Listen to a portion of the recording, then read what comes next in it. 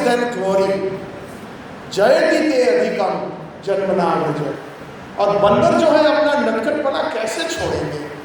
वो कृष्ण नटखट है और कृष्ण के मित्र है, तो कैसे वो उनके कृष्ण के तो उनका स्वभाव आएगा ही। हम जाते हैं यहाँ पर लोई बाजार में तो तुरंत चश्मा उतार देते हैं और वो चढ़ जाते हैं ऊपर बिल्डिंग के ऊपर। कितना नटखटपना है उसका, ये भी एक सुंदरता है। एक बार ऐसा हुआ, शाम के समय मैं अक्सर 7 मंदिर के दर्शन करने निकलता हूँ। तो 2 साल पहले की बात होगी, वैसे पहले 15 साल पहले की बात थी। राधा दामोदर मंदिर में मैं और एक प्रभु जी गए थे। उस टाइम मुझे चश्मा नहीं था लेकिन उनको था।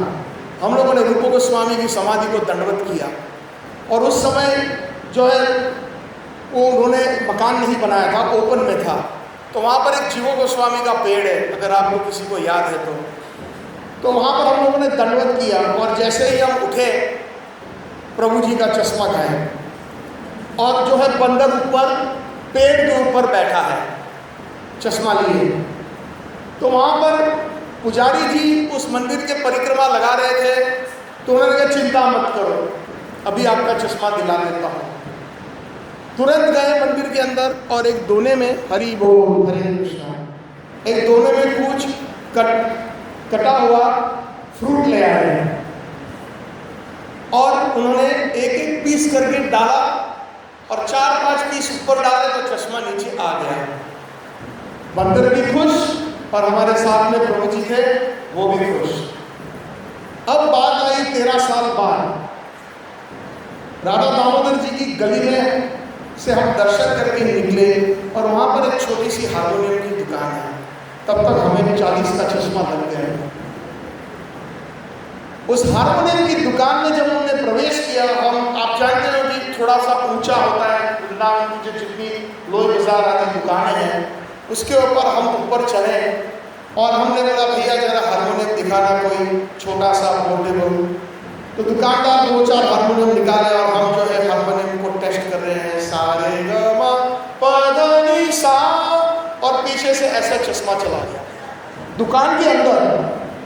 तो मैंने सोचा कोई भक्त होगा जिन्होंने बड़ी कोई मस्ती करना है ना, हमारे कम मिल जाते हैं, कभी आँख बंद कर दे तो कोई अपने भक्त ने ले गया होगा। दुकानदार कहते हैं प्रभु जी आपका चश्मा गया। तो मैंने मुड़ के देखा, पीछे तो कोई हमारे जान पहचान वाले नहीं। प्रभु जी आपका चश्मा बंदर ले गया। तो मैंने बोला तुरंत 13 साल पुरानी याद आ गई बात, प्रभु जी आपके पास फ्रूट है कोई? तुरंत फ्रूट निकाले, मैं जानता हूँ चश्मा कैसे वापस आएगा। तो दुकानदार ने बोला मुझे प्रभु अब फ्रूट से काम नहीं चलता है, फ्रूट ही चाहिए। और वाकई अपने असिस्टेंट को उन्होंने 15 रुपये जेब से दे करके सामने दुकान से फ्रूटी ले आया। बंदर 2 मंजिल ऊपर चढ़ गया था। 7 बंदर यानी थी वैसे फीमेल, और उसमें छोटा सा बच्चा भी था और मेरा चश्मा लेकर के ऐसे ऐसे कर रहे थे। जैसे ही फ्रूटी डाली, एक हाथ से फ्रूटी पकड़ी और दूसरे हाथ से चश्मा नीचे गिरा दिया। और फ्रूटी जो होता है आप जानते हैं पुट्ठे के डब्बे में आता है, उसके ऊपर स्ट्रॉ लगती है, लेकिन ऐसी दक्षता से, ऐसी एक्सपर्टीज से उस बंदरयानी ने फ्रूटी को खोला, एक बूंद नीचे नहीं गिरी, खुद भी पिया और अपने बच्चे को भी पिलाया। तो ये है कृष्ण के नटखट जो है बंदर। पिछले साल मैं आया था, केशी घाट से पहले चीर घाट आता है, तो मैं मेरे माता पिता के साथ वृंदावन की बाई रिक्शा परिक्रमा कर रहा था। उस समय मेरे पिताजी रिक्शा में टमटम में बैठे थे और हम भूल गए उनको कहना है कि पिताजी चश्मा उतार दीजिए। टमटम में बैठे, कहाँ से बंदर आया, चालू टमटम से मेरे पिताजी के चश्मे ले गया।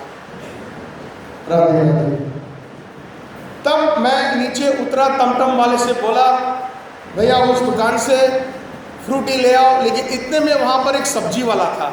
बोलता है प्रभु जी आप कहो तो मेरी गारंटी है 50 रुपये दे देना, चश्मा मैं दिला दूंगा। तो उसके पास गाजर, मूली, ऐसे ऐसे फल रखे हुए थे। तो बोला ठीक है भैया, अगर आपको इतना कॉन्फिडेंस है तो आप जो है दिलवा दो पिताजी का चश्मा। तो वो गए, प्रभु जी आप पीछे हट जाओ, अब बाकी का काम मेरा है। उन्होंने, बंदर ऊपर है, उस प्राचीन चीर घाट के ऊपर कुछ छत्र बने हुए हैं, तो वहाँ पर उन्होंने फिर हाथ में 4-5 गाजर लिए, 3-4 मूली ली और डालने लगा। और देखिए बंदर कितना नटखट है, गाजर एक हाथ से पकड़ता है, एक हाथ में चश्मा, और खाया जा रहा है, चश्मा नहीं छोड़ा। कम से कम 7-8 गाजर खा गया, 5-10 मूली खा गया, फिर भी चश्मा नहीं छोड़ा एक हाथ से। जैसे एक्सपर्ट क्रिकेटर एक हाथ से कैसे कैच पकड़ता है। फिर मैंने उसको हाथ जोड़ के कहा, प्रभु विलम्ब हो रहा है। रिक्शा वाले से बोला भैया फ्रूटी ले आओ। तो जा कर के फिर फ्रूटी ले आया। फ्रूटी जैसे ही डाली, अपने आप चश्मा नीचे आ गया और हम आगे अपनी परिक्रमा के लिए निकल गए। एक और नटखटपना की मुझे याद आ रही है बंदर की। एक बार एक जमाने में ब्रज के अंदर एक टोपी बेचने वाला था। तो वो टोपी बेचता था, गांव-गांव जाता था ब्रज में, टोपी ले लो, टोपी ले लो, टोपी ले लो। दिन में वो टोपी बेचता, जब धूप चढ़ जाती थी दोपहर के अंदर, तो ब्रज के एक पेड़ के नीचे सो गया, थोड़ा सा विश्राम किया, आधा घंटा। उसके बाद जब उठा तो उसकी सारी गठरी से टोपी गायब। ऊपर देखा तो सारे बंदरों ने टोपी पहनी हुई है। तब उसने जो है, कुछ समय पहले ये एक खानदानी पेशा था टोपी बेचना, तो उसको याद था बचपन में वो दादा भी टोपी बेचा करते थे। तो दादा ने उसको ये एक कहानी सुनाई थी कि मेरी भी टोपियाँ बंदर ले गया था, तो मैंने टोपी कैसे वापस प्राप्त की। तो दादा की बात याद करके उसने अपनी एक टोपी थी, वो सलामत थी। उसने वो टोपी को पहले क्या किया, उसने ऐसे ऐसे किया तो सारे बंदरों ने ऐसे ऐसे किया, उसने ऐसे ऐसे किया तो बंदरों ने भी ऐसे ऐसे नकल की। फिर उसने अपनी टोपी जो थी उसने उठाकर जमीन पे डाली, और जैसे ही उसने डाली, उनके दादा की बात चल रही है, जैसे ही दादा ने डाली थी सारे बंदरों ने डाली, और दादा ने सारी टोपी इकट्ठा करके अपनी टोपी प्राप्त कर ली। तो वही चीज़ उसको याद आ रही थी, तो उसने भी वही किया, ऐसे ऐसे किया, बंदरों ने ऐसे ऐसे किया, ऐसे ऐसे किया, बंदरों ने ऐसे ऐसे किया। फिर उसने अपनी टोपी नीचे डाली तो एक भी टोपी ऊपर से गिरी नहीं।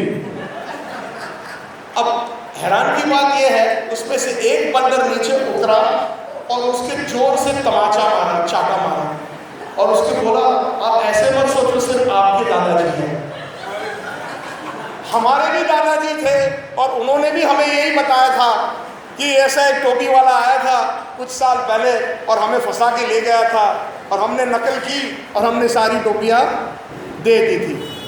तो उसने कहा कि हमारे भी दादाजी हैं। तो ये हमारे ब्रज के नटखट बंदर हैं। तो कृष्ण के, हरि बोल, राधे राधे। कृष्ण जो बंदर जो है सारे उनको बुला रहे हैं, लेकिन इस बार आगे नहीं आ रहे, उनकी गाड़ी रिवर्स में चल रही है और उनकी आंखों में भय है। कौवे भी और पीछे पीछे ऐसे जा रहे हैं। तो कृष्ण सोच रहे हैं कि क्या आपका पेट भर गया है, आप आगे क्यों नहीं आ रहे? तो फिर इतना भय देखने के बाद कृष्ण थोड़ा सा मुड़ते हैं और देखते हैं कि माता यशोदा चुपके से आई हुई है और उनके हाथ में छड़ी है।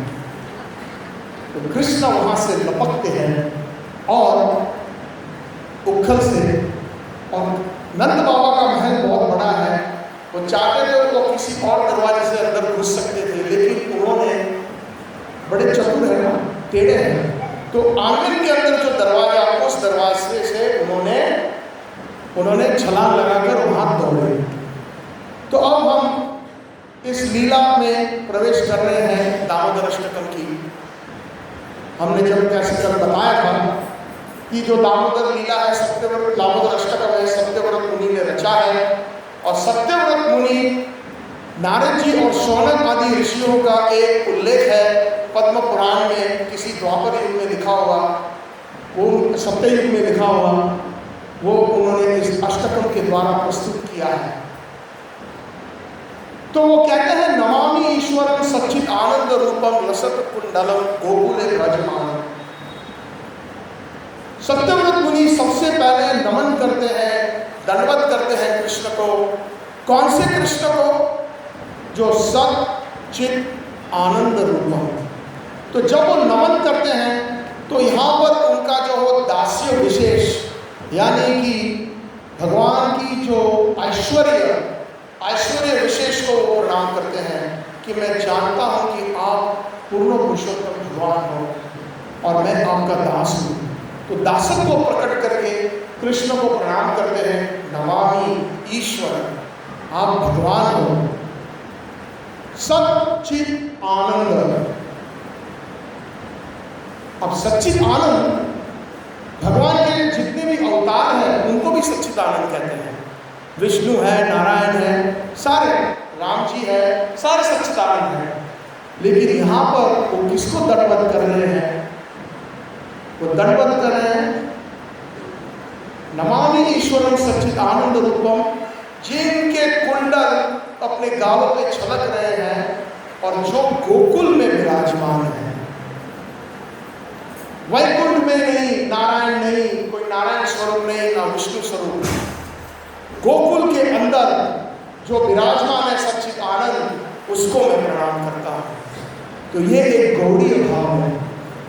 हालांकि ये दास्य रस है इसमें और वात्सल्य रस भी है, फिर भी हमारे गौड़ीय आचार्य इसको बड़े प्रेम से गाते हैं क्योंकि इसमें गौड़ीय भाव है, क्योंकि उन्होंने गोकुल में जो पूर्ण पुरुषोत्तम भगवान है उनको दंडवत कर रहे हैं। और यहाँ पर सच्चित आनंद का जो साधारण अर्थ है, सत मतलब नित्य, चित मतलब जो सब कुछ जानता है, और आनंद मतलब आनंद। लेकिन यहाँ पर सच्चित आनंद का एक बहुत सुंदर अर्थ समझाते हैं। सत का मतलब वही सत है, ईश्वर परम कृष्ण सच्चित आनंद विग्रह अनादिरादिर गोविंद। यहाँ पर शब्द पे गौर कीजिए, हरि बोल।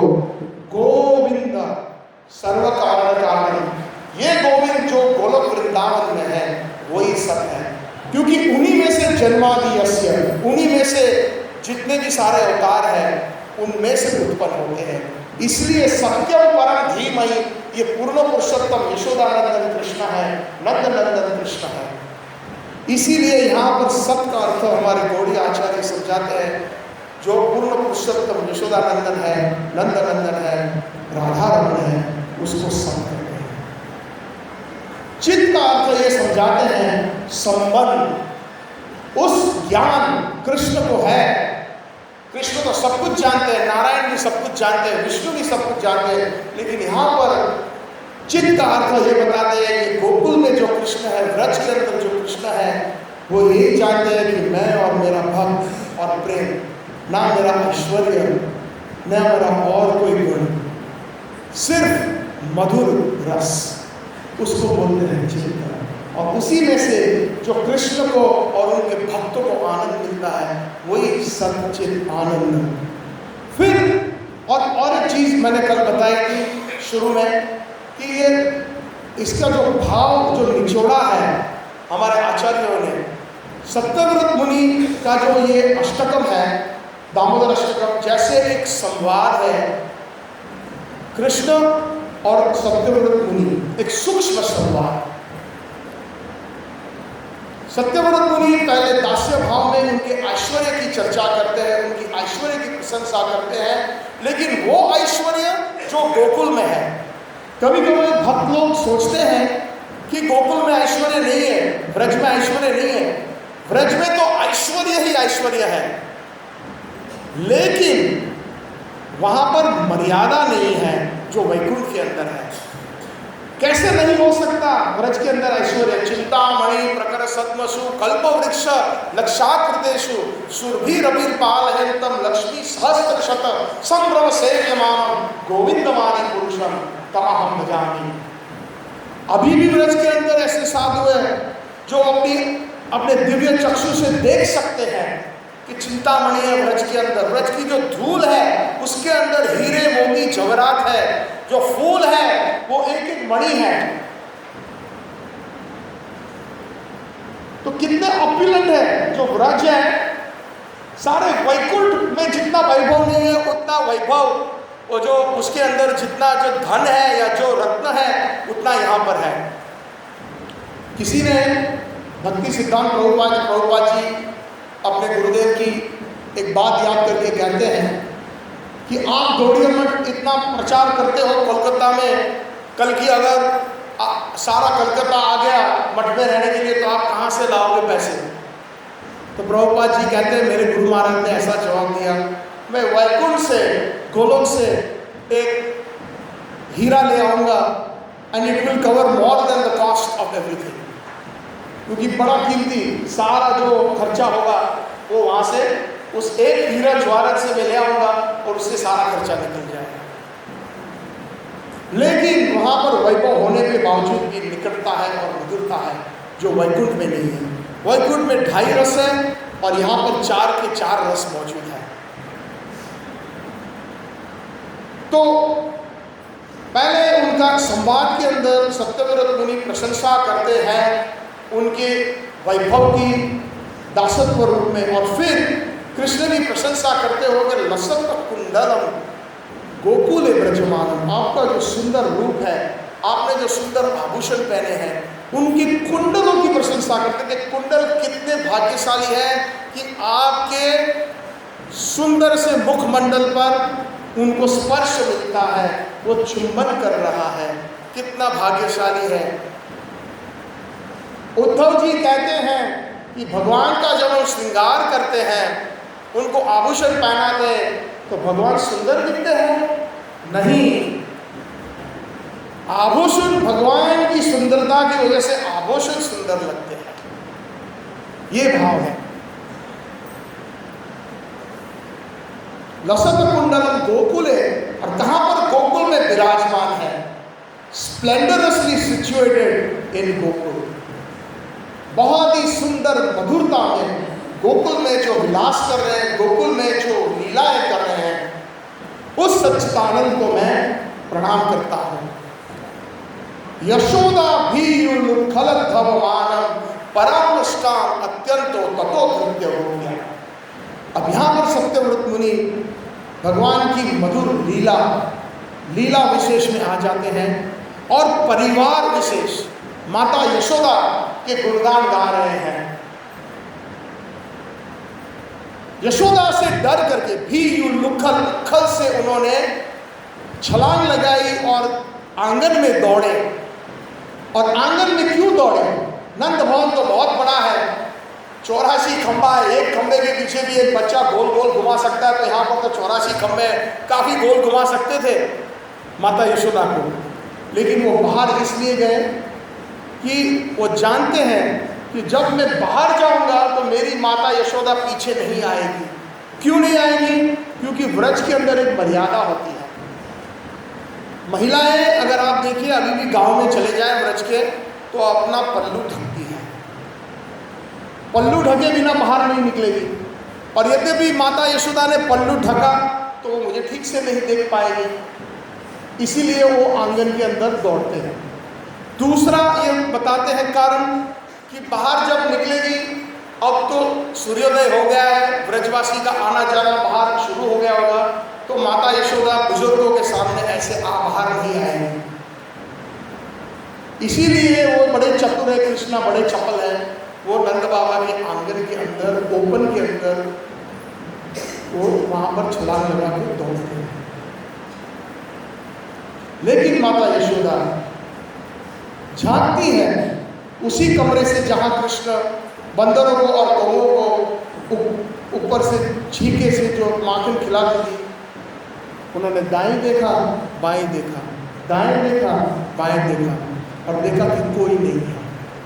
ये भी योग माया की एक कृपा है, नहीं तो अक्सर कोई ना कोई होता है। तो माता यशोदा ने दृढ़ निश्चय कर लिया कि मैं कैसे भी करके जाऊंगी और इस नटखट को मैं पकड़ूंगी। तो भक्त कवि ऐसा निश्चयपना होना चाहिए। रूप गोस्वामी कहते हैं भक्ति रसाम सिंधु में, क्या? धैर्य निश्चया, वी शुड बी डिटरमिन्ड। माता यशोदा पीछे दौड़ी। माता यशोदा का सौंदर्य बहुत अच्छा है और उनका शरीर भी इतना सुंदर है।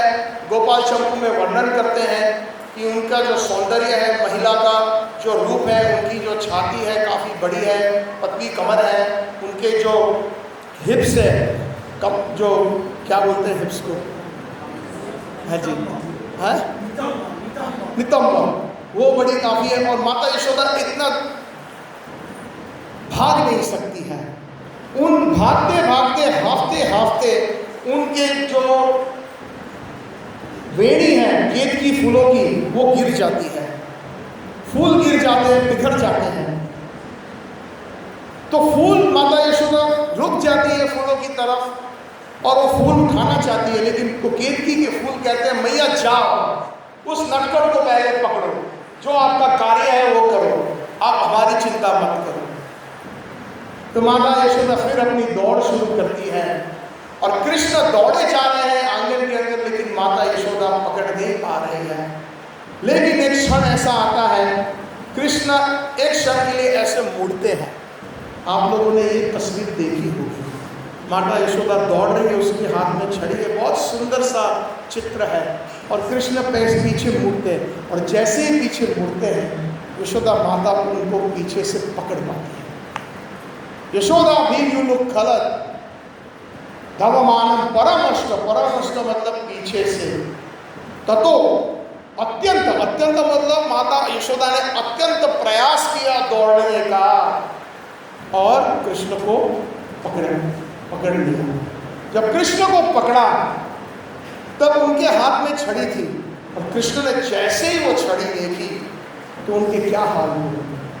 मुहुः शास कंप त्रिरेखांक कंठ, नहीं उससे पहले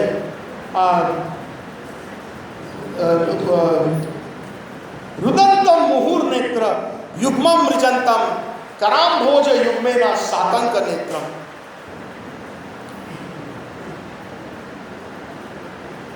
हमारे सत्यव्रत मुनि कहते हैं कि जब छड़ी देखकर ये नटखट बाल अपनी माता को छल करना चाहते थे, इसलिए वो जानबूझ के अभी रोए नहीं है, लेकिन बार बार अपने हाथ घिस रहे हैं जोर जोर से ताकि आंसू निकल आए। और जब माता यशोदा आंसू देखेगी तो वो छड़ी डाल देगी और उसको जो दंड देना है वो दंड भी नहीं देगी। तो रुदुंतम मुहुः मतलब बार बार रो रहे हैं, लेकिन छलपना है, ये झूठे आंसू हैं जो कृष्ण ने। लेकिन माता यशोदा ने अपनी छड़ी नहीं छोड़ी। भक्त बड़ा निश्चित है। कल हमने बताया था कि कृष्ण को माता यशोदा ने कैसे नीचे एक आसान बच्चे की तरह रख दिया। हालांकि पूतना जैसी 10,000 हाथी वाली बल वो छुड़ा नहीं पाई, इसीलिए छुड़ा पाई क्योंकि माता यशोदा का प्रेम कृष्ण के प्रेम से अधिक है। कृष्ण के प्रेम से अधिक है, इसलिए माता यशोदा कृष्ण को पकड़ पाई। और कृष्ण के प्रेम उसको इतना अधिक है, तो माता यशोदा ने जब ये देखा कि आंसू दृढ़ दृढ़ आ रहे हैं, फिर भी माता यशोदा ने छड़ी नहीं छोड़ी। तब कृष्ण समझ गए कि मेरी माता अब बड़ी सीरियस है, ये मेरा नटखटपना चलने वाला नहीं है, मेरा छल चलने वाला नहीं है। तो सचमुच में उस समय डर गए, और डरने से उन्होंने मुहुः शास कंप त्रिरेखांक कंठ, मुंह श्वास, तब वो कंपन करने लगे और नीचे देख रहे हैं और माता की तरफ ऐसे देख रहे हैं, और मुंह उनकी सांस फूल रही है और उनका शरीर कंपन कर रहा है। माता को अब पता चल गया कि वो सचमुच में डर गया है। तो माता ने उस समय छड़ी को फेंक दिया। फिर भी माता ने उसको छोड़ा नहीं है, तुझे अवश्य दंड तो होगा। मुंह साश कंप त्रिरेखांक, और जब नीचे ऐसे देखते हैं कृष्ण कितने सुंदर है और बहुत ही सुंदर बालक है, खाते पीते माता यशोदा का दूध पिए हुए हैं, तो उसकी जो गर्दन है जैसे एक सुंदर शंख की तरह है, और ऐसे नीचे देखते 3 लाइन 3 रेखाएं जैसे शंख के ऊपर रेखा आगे, ऐसे सुंदर दृश्य सत्यव्रत मुनि देखते हैं। और उनकी कृष्ण बड़े पूरे उन्होंने कुछ नहीं पहना है, उनके सुंदर से श्री अंग के ऊपर सिर्फ उनके ऊपर एक सुंदर सी मोती की माला है, राधे राधे, और एक कमर पट्टा है सोने का, बाकी कृष्ण बिल्कुल नग्न थे। तो इस जो मोती की जो माला है, जब वो कंपन कर रहे हैं और वो सांस फुला फुला के रो रहे हैं, तो माला भी हिल रही है। तो कंठ पे स्थित ग्रैव, ग्रैव मतलब मोती, वो हिल रही है। स्थित ग्रैव दामोदर भक्ति बद्धम, भक्ति बद्धम का मतलब हुआ सिर्फ कृष्ण को बांधा, वो बंधन नहीं, वो बद्ध नहीं। बद्ध का ये हुआ अर्थ यहाँ पर समझाते हैं कि कभी कभी हम प्रयोग करते हैं शब्दों का कि आप अपने शब्द से बद्ध हो, हम लोग बोलते हैं ना हिंदी में। तो कृष्ण बद्ध इसीलिए है क्योंकि कृष्ण भक्त वत्सल तो है ही, लेकिन खास करके गोकुल ब्रज में कृष्ण भक्त वश्य है। कृष्ण उनके भक्तों के कंट्रोल में आता है, क्योंकि भक्त का प्रेम कृष्ण से प्रेम से अधिक है। माता यशोदा का प्रेम कृष्ण के प्रेम से अधिक है, इसीलिए उसको बोलते हैं भक्ति बद्धम। माँ यशोदा की जो भक्ति की जो परिकाष्ठा है, उसकी वजह से कृष्ण का जो इस लीला के अंदर बार बार पकड़े जाना, उसको नीचे रख पाना, और माता यशोदा अब उसका हाथ पकड़े बोलती है, कान्हा तू चोरी करता है। रोज जो है गोपियां आती है, फरियाद करती है, लेकिन मैं उनकी बात पर विश्वास नहीं करती थी, लेकिन आज मैंने अपनी आंखों से देखा है, तू चोर है कृष्ण, और तू बंदरों का, मरकोड़ों का तू मित्र है। ऐसे करके कृष्ण को बड़ा पकड़ा हुआ है, बता तू चोर है, तूने चोरी की। तो कृष्ण उसी समय रो रो के कहते हैं कि भैया मैं चोर नहीं हूँ, लेकिन मैंने सुना है कि तेरे वंश में एक चोर था जिनका नाम चोर घोष था। अब माता यशोदा का और भी क्रोध है। जब आप किसी के वंश पे माता पिता दादा के ऊपर चले जाते हो तो खैर नहीं है। पति पत्नी के बीच में अगर झगड़ा हो जाए और आपने अगर वो लाइन क्रॉस कर दी, उसकी माता के बारे में, पिता के बारे में, परिवार के बारे में कुछ कह दिया तो खैर नहीं है कि नहीं? हाँ, तो वहाँ पर यहाँ पर उन्होंने बराबर ठीक से बढ़िया बटन दाब दिया माता यशोदा को बहुत से, मेरे नंद बाबा के वंश में कोई चोर नहीं है, लेकिन मैंने सुना है कि तुम्हारे वंश में एक गोप था, उसका नाम था चोर घोष। माता यशोदा को और भी क्रोध आता है। अच्छा, मेरे वंश में चोर था, चोर तो तू है, मरकुटों का मित्र तू है। बोलता है अगर मैं मरकट का मित्र हूँ मैया, तो मैं क्यों नंद भवन में रहूँगा। ठीक है मैया, छोड़ दो मुझे, मैं वन में चला जाता हूँ मेरे मित्रों के पास।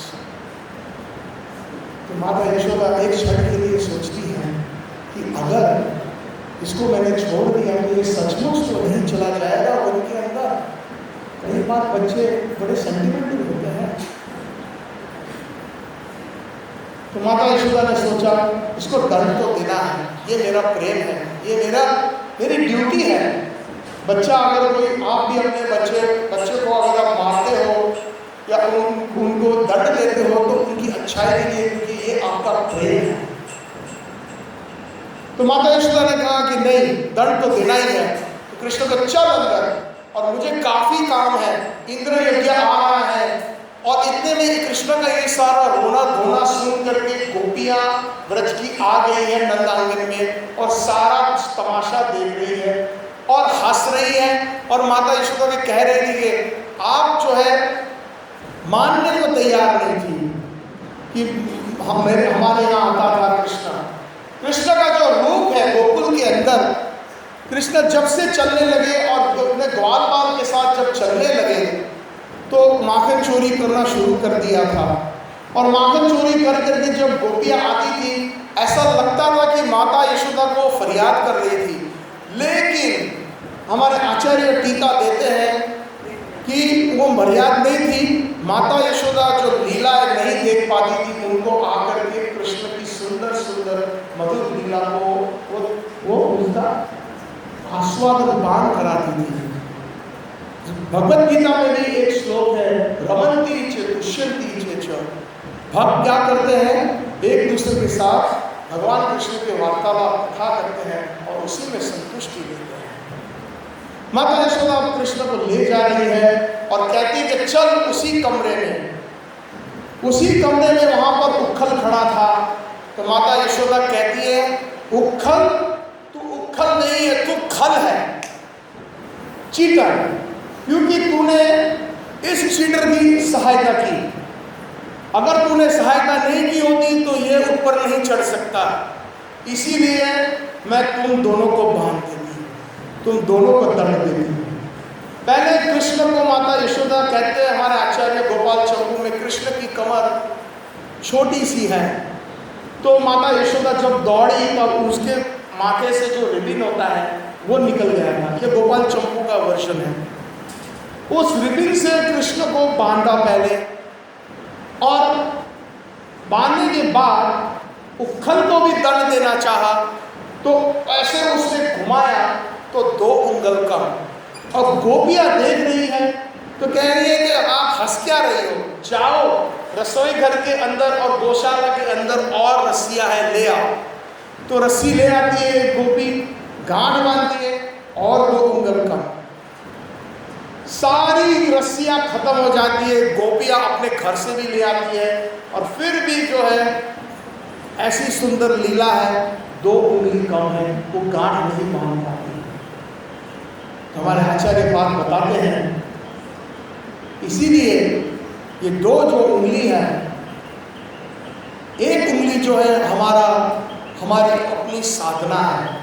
माता यशोदा ने बहुत ही खूब साधना की। कृष्ण को उनके पीछे भागे अत्यंत द्रुत हो गया, बहुत जोर जोर से प्रयास किया, पकड़ लिया। कितना प्रयास किया, आंगन में निकली, सोचा कि नहीं जाना चाहिए, लेकिन पूरा प्रयास किया, चाहे कोई भी देख ले, लेकिन आज तो कृष्ण को पकड़ना है। ये उनकी साधना है। तो भक्त अपनी चाहे कितनी भी साधना कर ले, चाहे आप लाख जाप कर लो, लाख तपस्या कर लो, लाख उपवास कर लो, लेकिन जब तक कृष्ण की कृपा नहीं होती तब तक कृष्ण की शुद्ध भक्ति भी हमें प्राप्ति नहीं हो सकती। माता यशोदा थक जाती है। माता यशोदा के जितने भी थोड़े बहुत वेड़ी के अंदर फूल है वो बिखर जाते हैं। माता यशोदा लाल हो जाती है, पसीना बहने लगता है, हाँफने लगती है और कहती है, हे नारायण, हे विष्णु, ये इसको मैं कब बांध पाऊंगी? बहुत समय हो गया, रसोई घर में जाना है, कल इंद्र यज्ञ, आज इंद्र यज्ञ है और मुझे कितने काम हैं। तो उसको देख करके कृष्ण जो स्वयं नारायण है, अपनी माता की विनती सुन करके, माता को थक करके, गोपियाँ जो हंस रही थी, और अब कृष्ण ने सोचा, नहीं, अब मैं मेरी माता को एम्बैरस नहीं होने दूंगा, अब मैं बंध जाता हूँ। कृष्णा जो है उस समय माता यशोदा जब प्रयास करती है, दामोदर भक्ति मतलब माँ यशोदा की जो भक्ति और जो भाव है उससे वो बद्ध हो जाते हैं। तो ये दूसरी जो उंगली है उसको चिन्ह है कृष्ण की कृपा।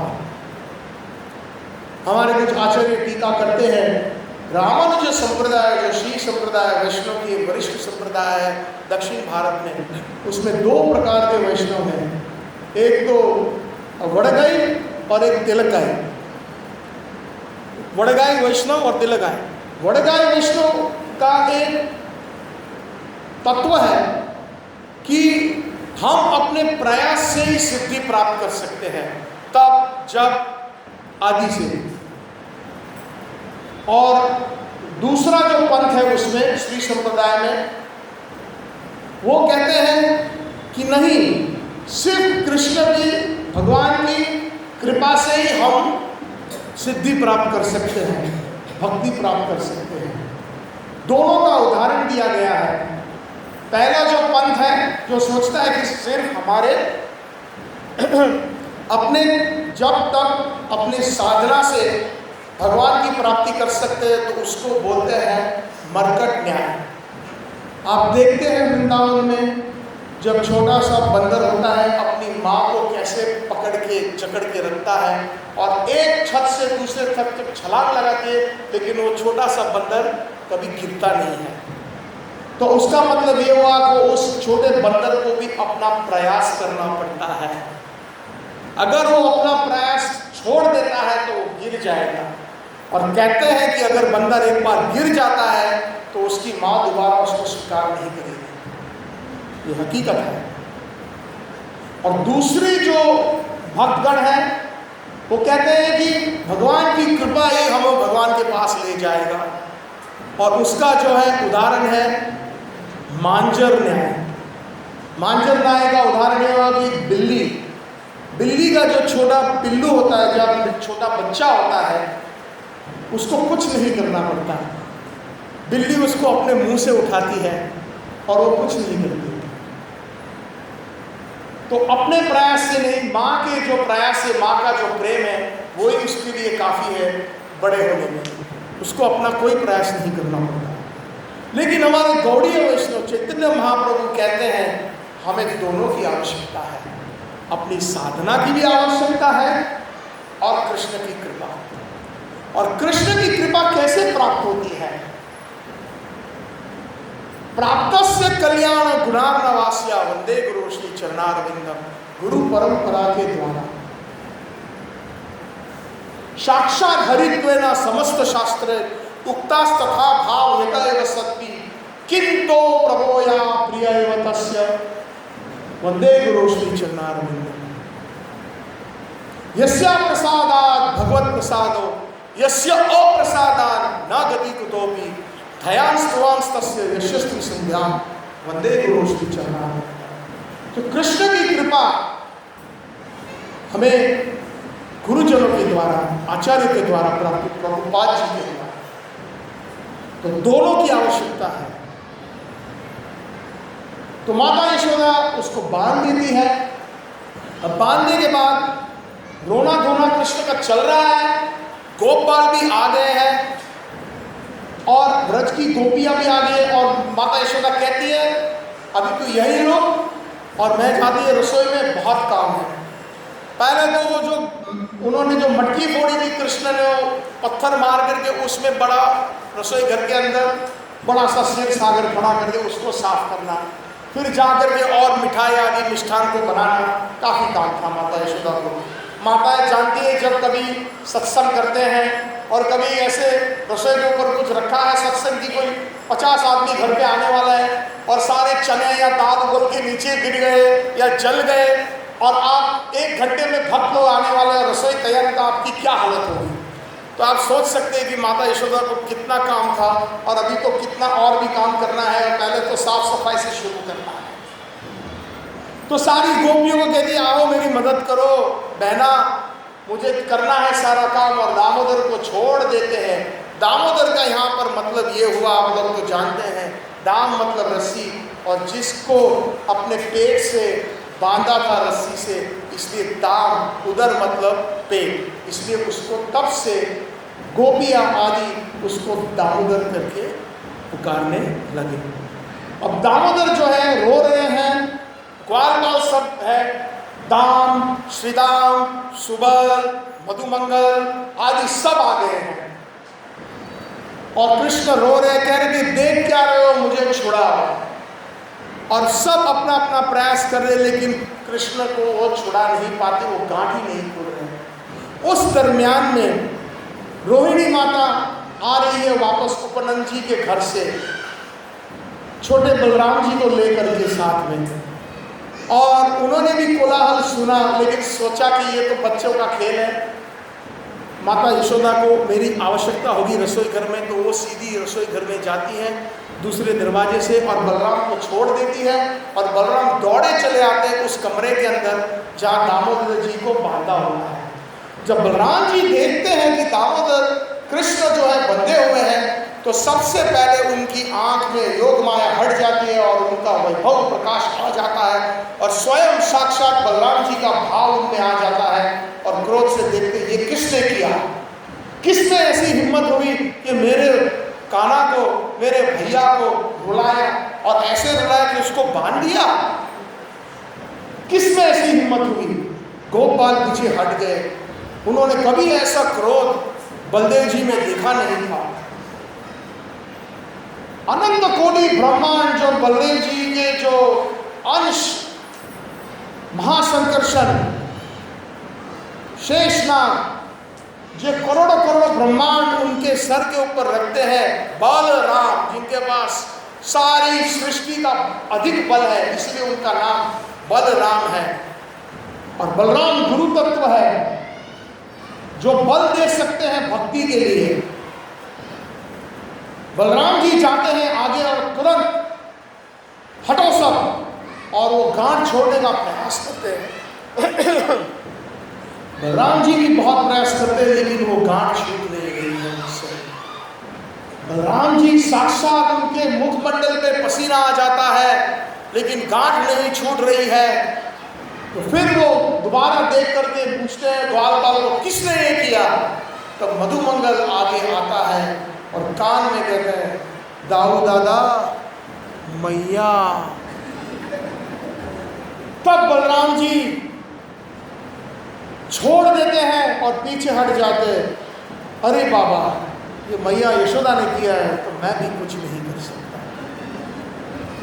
यहां पर एक सुंदर तत्व है, हमारे जितने रस है, दास्य रस से वरिष्ठ माना जाता है सख्य रस, सख्य रस से वरिष्ठ माना जाता है वात्सल्य रस, और वात्सल्य रस से वरिष्ठ माना जाता है माधुर्य रस। क्योंकि भगवान कृष्ण को माता यशोदा ने वात्सल्य रस में ये गांठ बांधी थी, तो सख्य रस वाले कैसे छोड़ सकते थे। एक भी ग्वालबाल से वो गांठ खुली नहीं, ना कि स्वयं बलराम जी से गांठ नहीं खुली, क्योंकि बलराम जी और जो ग्वालबाल है वो कृष्ण के सखा है। और सख्य रस जो है एक श्रेणी कह सकते हैं कि वात्सल्य से नीचे है। हमारे आचार्य कहते हैं कि यद्यपि बलराम जी के कई स्वरूप हैं और कई गोपों के भी स्वरूप है, वो माधुर्य रस के अंदर वो गोपियां भी हैं। बलराम जी स्वयं राधा रानी की छोटी बहन है अनंग मंजरी। यद्यपि उस समय अनंग मंजरी होती तो तुरंत एक ही क्षण में वो गांठ खुल जाती, क्योंकि वात्सल्य रस से पर है माधुर्य रस, और माधुर्य रस में अनंग मंजरी स्थापित है। लेकिन उस समय वो साख्य रस में थे, इसलिए वो गांठ नहीं खोल पाए। मधुमंगल फिर प्रयास कर रहा है कृष्ण को हंसाने का। मधुमंगल कृष्ण का मित्र है, वो बड़ा हास्य में बड़ा निपुण है। जब लड्डू भी खाता है तो भोग आरती में भक्ति विनोद ठाकुर कहते हैं, छल्ले बल्ले लाडू खाए श्री मधुमंगल, बगल बजाए और देव हरि बोल हरि बोल हरि बोल।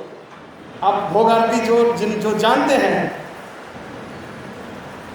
तो मधुमंगल कृष्ण को हंसाने का प्रयास करते हैं। कृष्ण हंस पड़ते हैं और कहते हैं, चलो चलो चलो, ये सब छोड़ो, बांडा है तो क्या है, मुझे ले चलो आंगन में। और कृष्ण हाँ हाँ हाँ चलो चलो, और सब बच्चे मिल करके, ग्वाल बाल मिल करके कृष्ण को अपने घुटनों पर जाते हैं और उखल को जो है धक्का मार मार के आंगन के अंदर ले आते हैं। आगे दामोदर अष्टकम के अंदर बढ़े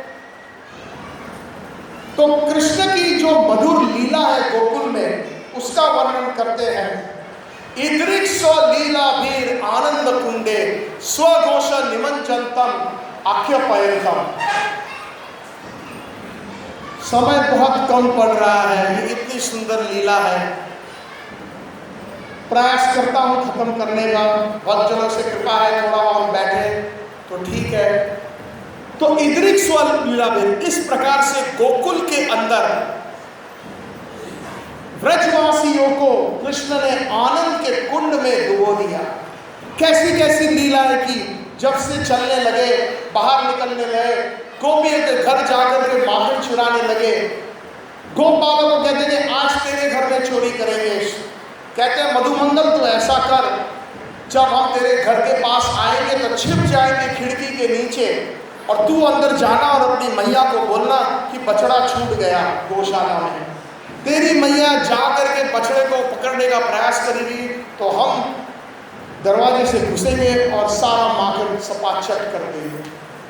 तो ऐसे करके सुंदर लीला करी। एक बार गोपी के घर में घुसा कृष्ण ने माखन को अंदर डाला और गोपी ने दरवाजे के पीछे छुपी थी, पकड़ लिया उसको। तो देख क्या कर रहा है कृष्ण, चोरी कर रहा है। बोलता है नहीं भैया मैं चोरी नहीं कर रहा, अपनी तोतली भाषा में, मधुर मधुर भाषा में। देख मैं तुझे मैया बोल